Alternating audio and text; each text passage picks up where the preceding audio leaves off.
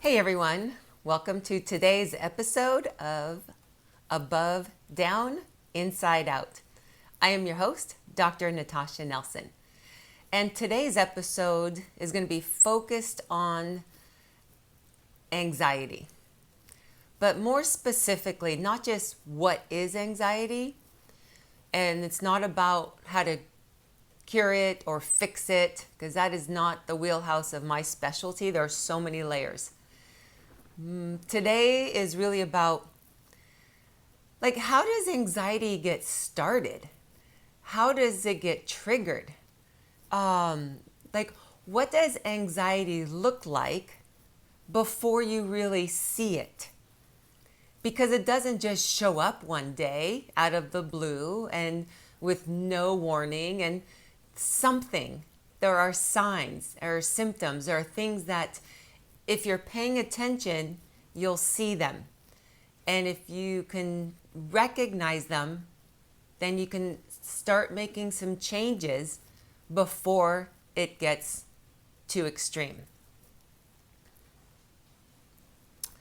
So for me, I remember, I've shared in the previous episodes, about my high school experience and that I loved high school. It was great for me. And I graduated high school. I was on the top of the world. All of my hard work paid off, and I was accepted into, 4 different colleges, 3 that I really, really wanted to go. And I had the choices of where I wanted to go. My heart wanted to leave home. I wanted to live in the dorms. I wanted to leave South Bay, or the Bay Area that I grew up in. My mom's dream, her number one, was for me to go to Santa Clara. I even have baby pictures of me walking through the Rose Garden at Santa Clara when I was, barely walking, a year and a half old. So you can imagine my mom's complete elation at the dream becoming a reality of receiving that acceptance letter. And for me, I liked Santa Clara. I had no reason to dislike it. I just didn't have the courage though to tell her that wasn't my first choice.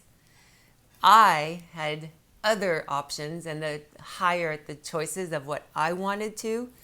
I had a different vision for my college experience, but my mom, her pride and joy just oozed.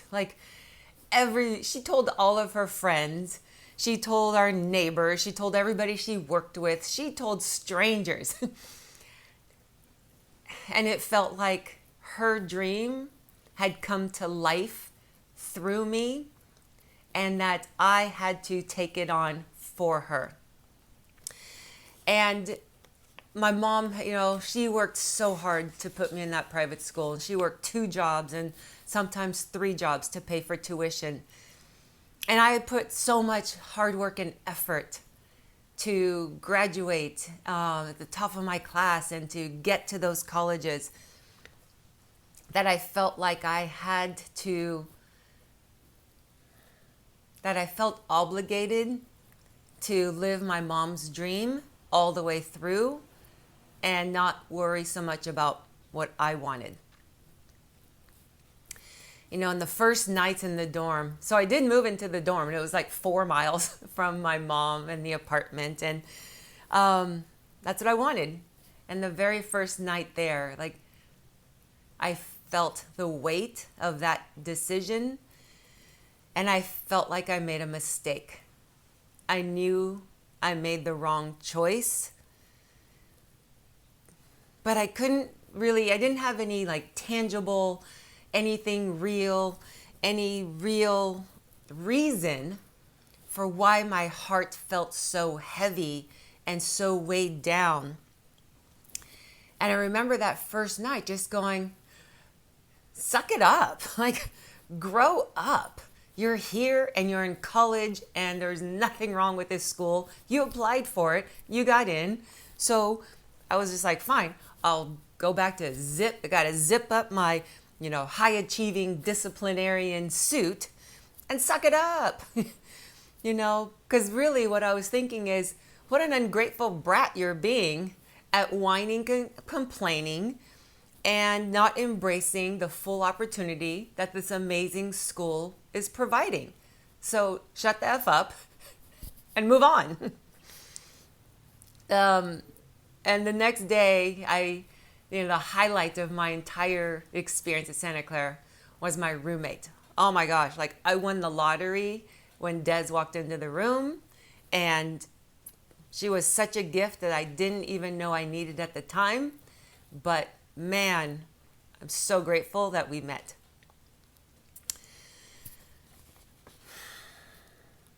I never really felt comfortable or safe in college. And it was leaving the bubble of my small private high school. And I naively believed that a small college would really provide the same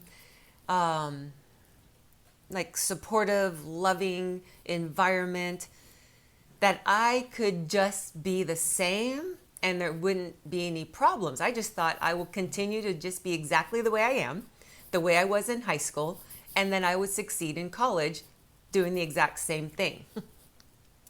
And I was so out of my element. I was out of my comfort zone. I even felt really alone. Even though I was surrounded by new friends, I felt isolated and alone. I felt like I didn't belong there. And I felt like it was such a struggle to fit in and to find my way. And I struggled academically.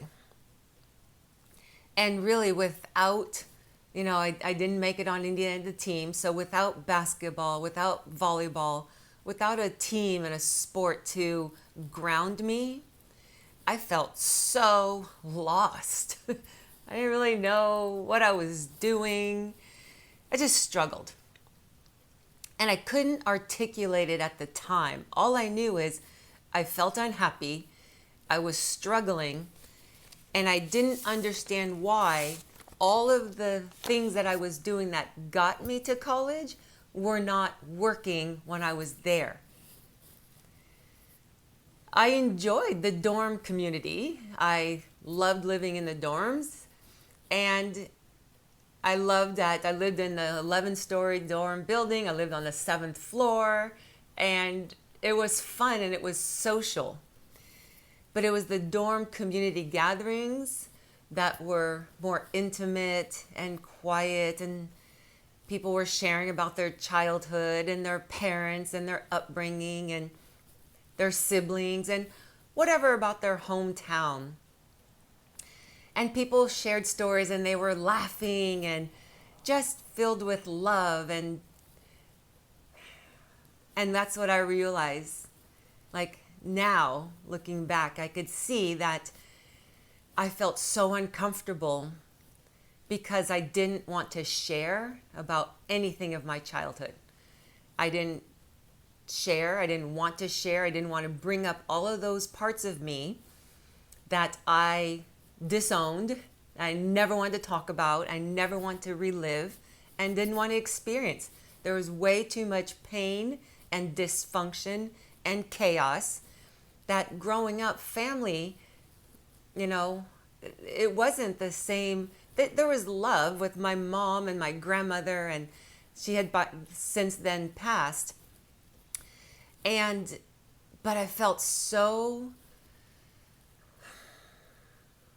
uncomfortable and afraid to talk about my childhood experiences that being in the community, in the dorm setting and sharing, I was there and supporting everybody and happy for them and enjoying their stories, but I didn't want to share. I felt so afraid that I would be judged and ostracized because of my childhood experiences were different from everybody else's. And it got so uncomfortable where I found myself, I would just stop showing up to dorm activities. And really, actually, I would show up if alcohol was involved, because then I could just be social. There was music, it was fun, and there was no talking. And so I avoided the close social interactions and included study groups and the student time of studying and supporting each other. I didn't show up to those either. I, for the longest time, really thought that the pain and the discomfort that I felt was for being one of the very few mixed chicks, mixed girls, mixed persons, on campus. There were very few of us, not just on campus, but in all of Bay Area, it seemed.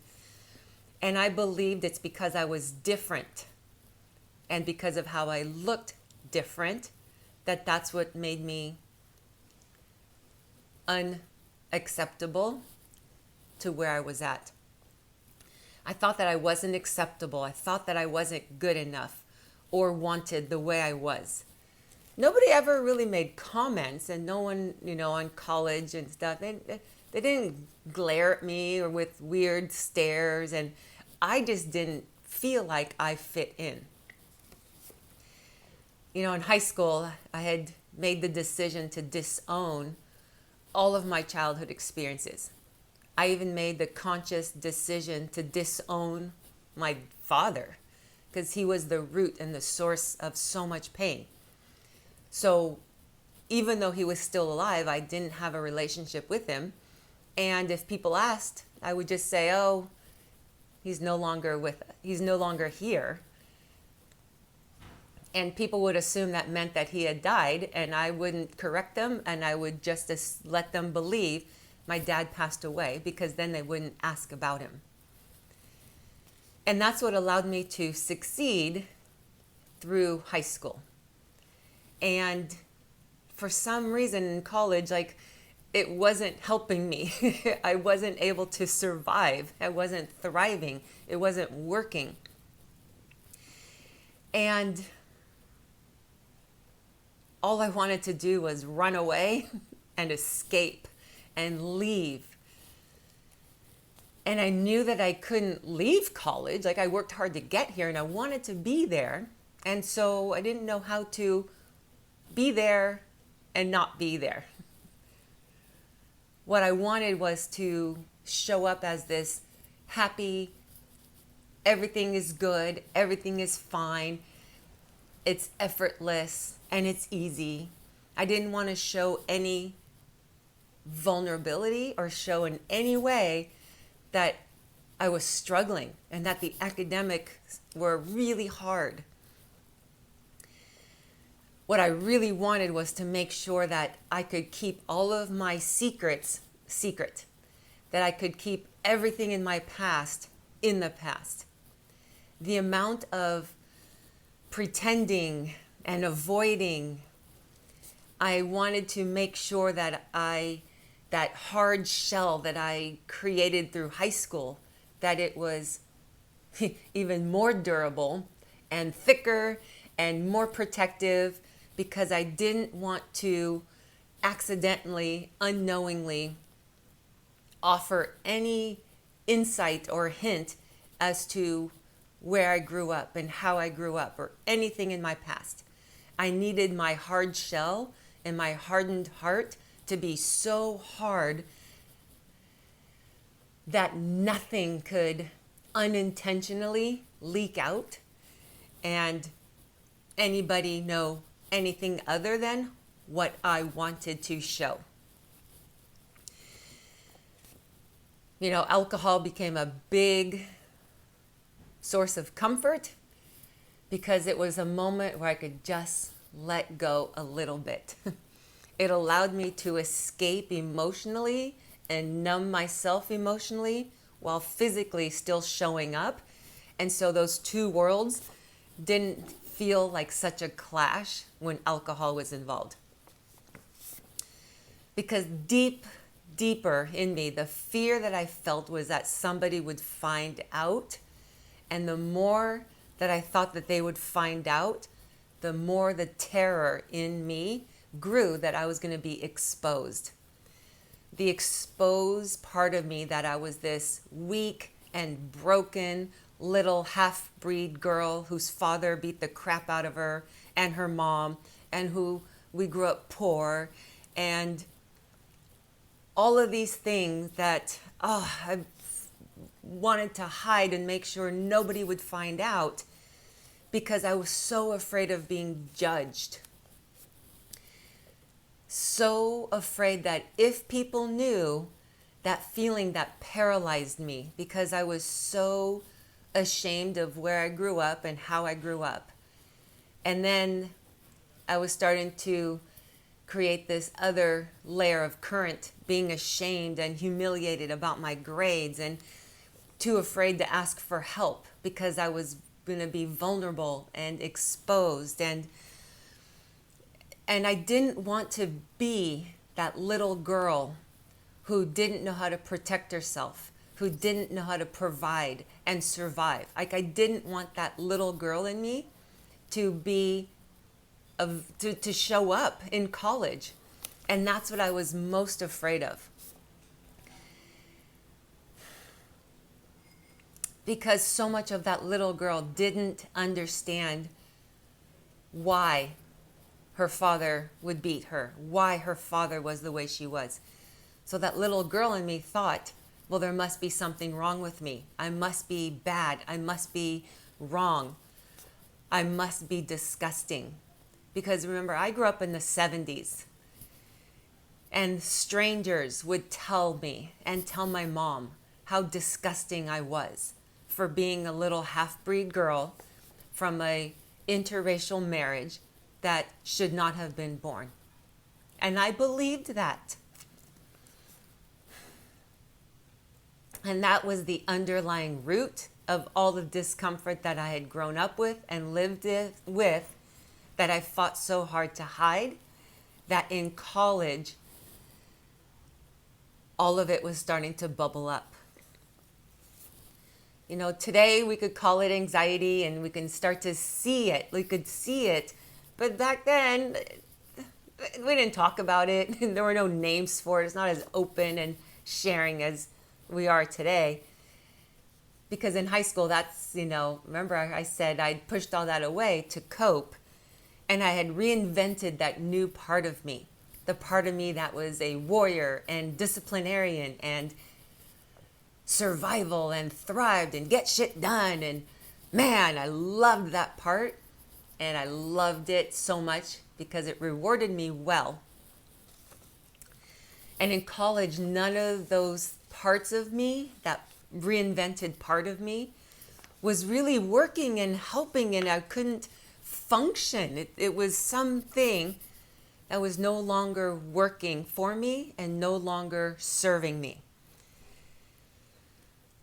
And what was brewing below the surface was the conflict of my childhood past and the conflict of the warrior I had become in high school. And those two parts of me were starting to clash. And I could no longer not feel the sense of loneliness and the shame and the humiliation, the guilt. I just didn't know what to do with all of these deep emotions. I didn't know how to cope. I didn't know how to process. I didn't know how to feel them. And so the brewing and the bubbling ultimately became an addiction where it wasn't intentional. I just didn't know what else to do and how else to not feel. So back to how I started. I said, how does anxiety show up? I believe that anxiety is the mind's way to feel safe and to feel in control. That anxiety is about preemptively avoiding any future pain. It's like trying to control how I feel now and trying to feel happy, trying to feel good, everything's fine, everything's okay. That if I could preemptively look ahead and see any potential problems or situations or people or scenarios that could make me feel uncomfortable, then I could avoid them or somehow minimize the pain that it would cause. But it was so far in the future. I mean, it could have been tomorrow future or at the end of the school year future. But it was, my mind was so, I couldn't stop. I had to keep looking at every possible scenario that could possibly be painful and trying to avoid it or stop it. And that's the spinning in my mind that I now understand what anxiety then, what it is. I just didn't know it at the time. And it was trying to suppress so much of, well, everything that had caused me pain and suppress everything that I grew up with, and pretending that my childhood didn't exist, because I didn't know how to understand it and process it and make sense of that world and of that time. And so how does anxiety get triggered? Well, it was really that part in college where those two worlds collided. My past childhood experience, my way of being in high school, and then by college when none of it was working and all of the feelings and the fears were starting to really show up and I couldn't control them. I didn't have a way to manage them. I didn't know what to do with them. And I was so desperately trying to keep the facade that everything is fine and that I would be fine and I didn't need help and that I wasn't weak and I wasn't vulnerable and I wasn't insecure. All of those worlds were starting to collide. And it really was the perfect storm. That being in college, and it wasn't my first choice, and choosing it out of obligation. I felt guilty for not wanting to go to the school, this wonderful and elite school that my mom worked so hard and cared so much for me to be there about. And then guilty for not having the courage to speak up, to go to the other school that I wanted to go to in San Francisco, which was part of the same division, almost the same school, you know. And the shame of not academically being able to succeed. And that it was humiliation of not feeling able to ask for help. And the horror of the potential being exposed and feeling like I was a fraud, and how unacceptable I felt in my own skin, because it came down to that part of me, that little girl inside of me felt if any of those feelings showed up, that would leave me vulnerable to being abused again or harmed again or somehow preyed on. And I just didn't want anything to make me appear vulnerable. And that's what led and was really brewing, and that's what anxiety was for me. It was so uncomfortable, and I didn't have any tools or skills to process them at the time. And not able to really control and manage all of these painful and uncomfortable emotions that were so intense and so loud, and I couldn't control them. And I couldn't function, and I was not surviving, and I certainly wasn't thriving. And in all my efforts of believing that if I could just be more in control, if I could just be more disciplined, then I would be okay. And it was that if I could be more disciplined and be more in control, then I could be better. And that's what led to an eating disorder. And that eating disorder then became my coping mechanism and my best friend. I'm going to do a separate episode on that. But there's so much information to understand how coping behaviors show up and how anxiety is a word that really encompasses the mental space of not knowing what to do emotionally and trying so hard to control and predict and plan and preemptively control everything in the future so that you don't feel any pain and emotion because you don't know what to do with it.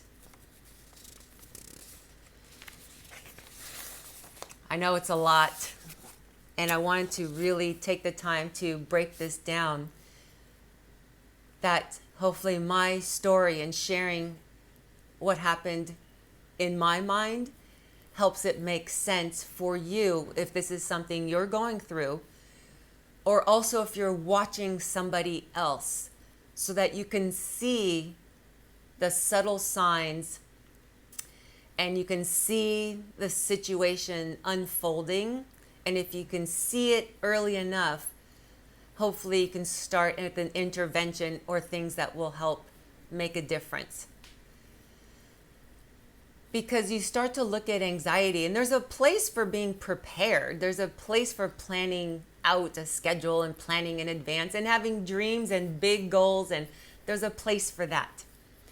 But the harm and anxiety has to do with how much energy does it take to feel safe? How much energy is required to feel and to try to stay in control of your life and in a world that feels really scary and really big?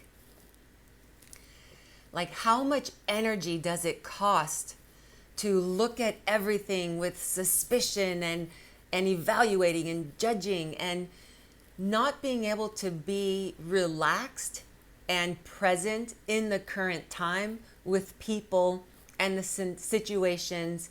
There's a lot of energy expenditure of trying to push the past down and pretend it didn't exist, and hiding and running away and doing everything you can to not relive the pain of the past. These are the energy leaks that lead to burnout, that lead to illness and injury and disease, because ultimately burnout is where you just have no more energy and you can't get yourself moving anymore because you're just exhausted and tired. And so only you really know where that line is. There's no definitive line. You'll know where it is. You know when you've crossed it. And some of those symptoms that can show up early, some of those signs, they're subtle, but if you can take notice and pay attention now, maybe it gives you an opportunity to ask for help or find a different solution. So think about some of these experiences. Have you ever accomplished something big or small and you can't even enjoy it because you're already thinking, well, what's next? What's the next project? Hurry up, get me to the next thing I'm supposed to do. Do you retreat from people or things that you love or things that you want? Sometimes even working so hard to repel them from you because you're afraid of the emotions that it might bring up in you. So do you withdraw or shut down to the things that you love because it means that your heart has to be open to experience them and appreciate them, leaving you exposed or vulnerable or feeling weak that somebody might take advantage of you when you're in that open state. And this is the big one that was for me, which was the incongruence between who and what you feel on the inside and the image that you are projecting on the outside. And it's like you have two lives and there are two worlds,